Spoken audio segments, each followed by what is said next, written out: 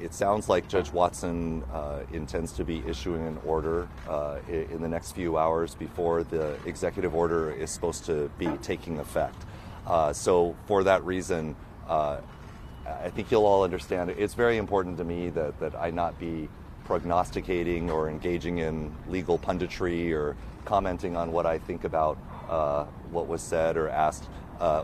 That will then be broadcast while he's writing his opinion. So for that reason, I do want to say I really appreciate having Judge Watson just listen so carefully to the case.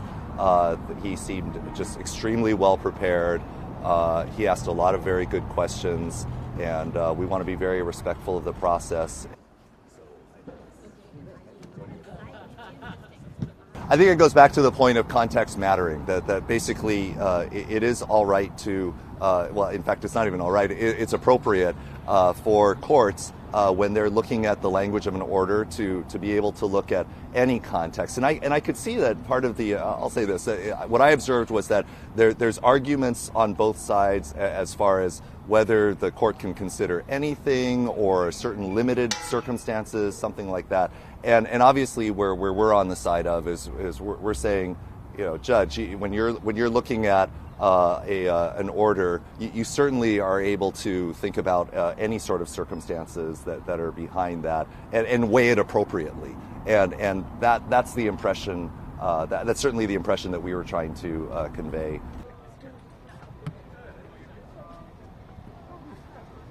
Our tourism agent authority keeps statistics on the number of people from the Middle East and Africa who travel to Hawaii every year, and it's about 10,000 people. That's within our briefs. We cite to that.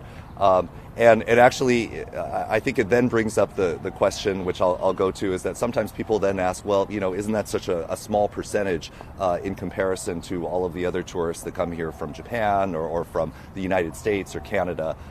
You know, is this really a harm?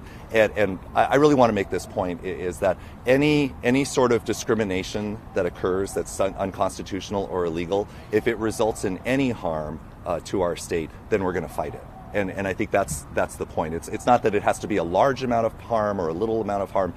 If you had something that's discriminating against people and it then results in a small amount of harm or large, it's still something to fight.